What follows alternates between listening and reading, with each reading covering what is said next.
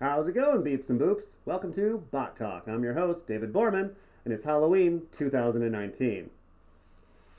Whew, no worry, I'm not gonna wear that for the whole thing. I can't even breathe in there. Anyway, happy Halloween. Let's get right into it.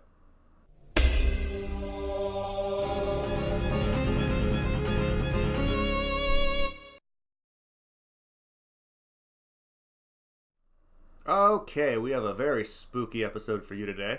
It's more scary than any Halloween story, but we'll get to that when we get to the news. Right now, let's talk about Bitcoin and the market. Lots happened since we talked last week, and basically I did mention that we could definitely see a test up to the top end of this range, and we did. We actually went higher than I would have guessed. For a moment, I thought we were breaking out. We got up to about 10.5 here, but it didn't hold. So no, we're still in this descending channel. I think a possibility of a breakout is definitely nigh in the sense that we have this 200-day moving average rising up, and it's definitely going to be forming a wedge against the top of this channel, which we're already kind of pushing on. I'm not saying we're going to break out. I'm saying this is definitely to watch in the next. This is still on the daily, so watch over the next couple of days. Still, this is a chance to break out. We would need again a solid break above 9.5 and hold it, and then. Exactly how high we'll go, I still wouldn't be surprised if we got stopped out around 10 or 10.5. But the key thing is that we don't drop back into the channel. We would hold basically above 9.5 after that, and that would be a breakout. Even if it didn't go exponential or anything crazy like that, I'm not expecting that. But a solid breakout would be very bullish. Mean that like maybe we have seen the bottom at around what was 7,000. So that's bull scenario. Watch for that. Also, there's a few chances coming up. There's a few levels of support here that even if it doesn't break out here, and it breaks below this moving average, we could still see a breakout on these wedges here or here. There's a lot of support below us. That's why I've been tending towards more of a sideways action. Talked about last week how I think 7,000-ish is the bottom of this. I think that testing back down to the bottom of this channel and around 7,000 is very possible, but there's no guarantee we're going to see those levels again. So that's pretty much bear scenario, is just that we lose the moving average. We lose probably slowly, probably not a crash back down, but we lose these support levels. We don't get above, the pressure isn't enough to get us above this descending trend line, at least for the next, let's call it for like a week or so. That's as far out as I'm really comfortable predicting. And I'm not really predicting. These are just observations. So yeah, watch for that with Bitcoin. Watch very closely. This could, if we've seen the bottom, then I don't want to tell you to buy or sell. So I'm like, I personally am watching closely to potentially buy here if I think that if it looks like it doesn't want to go lower. But I also am kind of holding my breath to see if it goes lower. So do whatever you want. I don't care. All right, let's move on to those altcoins. I'm sorry, guys. Most days, altcoins just aren't that exciting to me. I mean, I like a lot of the projects. I mean, the price action lately has just been so kind of meh.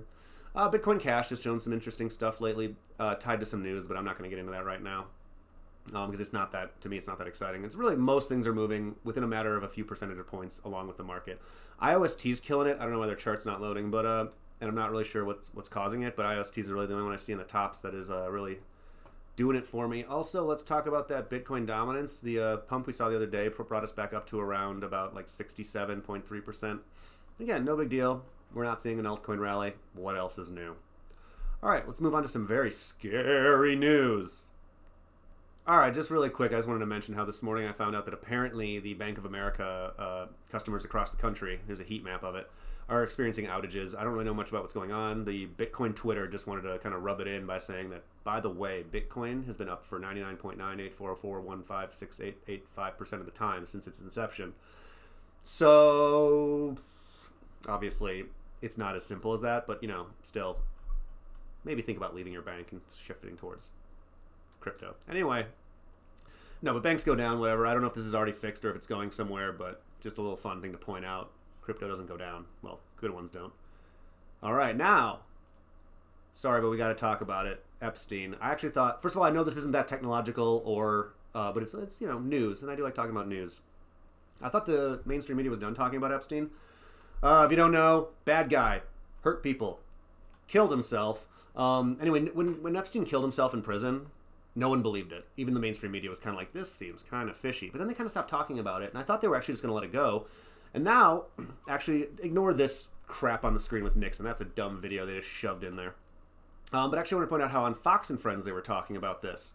On Fox News, they're discussing how this, basically, the medical examiner doesn't believe that he was suicide, that he killed himself. The damage to his neck is more in line with strangulation, like, homicidal. You might think that I'm going down like a see, the powers that be wanted us to think he killed himself, but he actually was murdered. No shit. That's kind of obvious. My point is that they're talking about this on Fox and Friends. That should set off some like bells, in my opinion, because if the powers that be, who definitely run all these, I don't care if you're liberal or Republican, they're in bed together. So if something's being told you on Fox and Friends, just like with CNN, MSNBC, and some other outlets, they're not the rogue reporters who shucked the convention and said, we're going to tell this because it needs to be told. Everything that's on these channels is curated, on these websites, it's curated for you. So they want you to be aware that it looks like Epstein was murdered. I don't know why. I don't have a theory here. I just think it's curious. But I don't think that this is like happening organically. I don't think that Fox News is just breaking the story because they think they're upholding the truth. Again, not pro or against either side. I think big business is manipulating us. I'll leave it at that. I didn't need the tinfoil hat because this is like literally happening. I don't know why they're doing this, but watch this. Look into Epstein more if you haven't already. There's a lot of interesting stuff there, but I don't know the truth. Never will. All right, moving on. Something even far scarier. China! I know, much like the Libra, I hammer on this a lot, but this is actually pretty important, guys. So I'm starting with this starting point of China launched a propaganda app where people could like register their support of the Communist Party and like get it, I want to say burned onto, recorded on a blockchain for permanent historical, I don't know, kind of like it's propaganda. It's like an extension of this social credit thing, which is also what I want to talk about. Is just that, get out of there. China, over the last week even, this has been a big part of the news, has been really leaning into blockchain openly and looking to bring in its own digital currency, which we've talked about before, but it's like moving ahead with that. It's very proactive about wanting to make blockchain a cornerstone of their technological system. Oh no, because I've mentioned this before, is that the beauty of blockchain, the beauty of distributed technology is like a lot of technologies over the last forever, but 100 years or so, where things that look like they might help set us free and make our lives better become tools of oppression to those that control us. China's just one government, but other governments can and will do this too, probably. I don't know the solution. I think it has to do with spreading information and individuals standing up for themselves, but it's not easy. I don't know. But watch out. Blockchain is kind of another genie in the bottle type thing. We can't put it back, or I should say more like Pandora's box. We can't put it back. But now it is a possible tool to make things like your money, your private information, your identity be far more controlled and manipulable by powerful people. It would be safer from random hackers and shit. But now powerful entities that seek to control your data will be able to do so far more effectively. Just watch this news. Watch China. Watch how blockchain technology and such technologies, distributed technologies, are embraced by world governments. I don't even mean to just shit on China. It's one of several large governments in the world that I have my eye on. So you should too.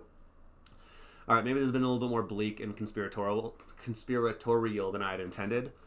But like, it's Halloween, so let's get scary, and also there's not really a lot of news about ghosts out there right now. So anyway, that ought to do it for today. Thanks for joining us on Bot Talk's first Halloween episode.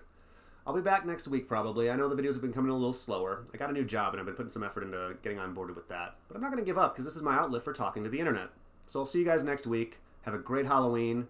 And as always, let's build that robot revolution.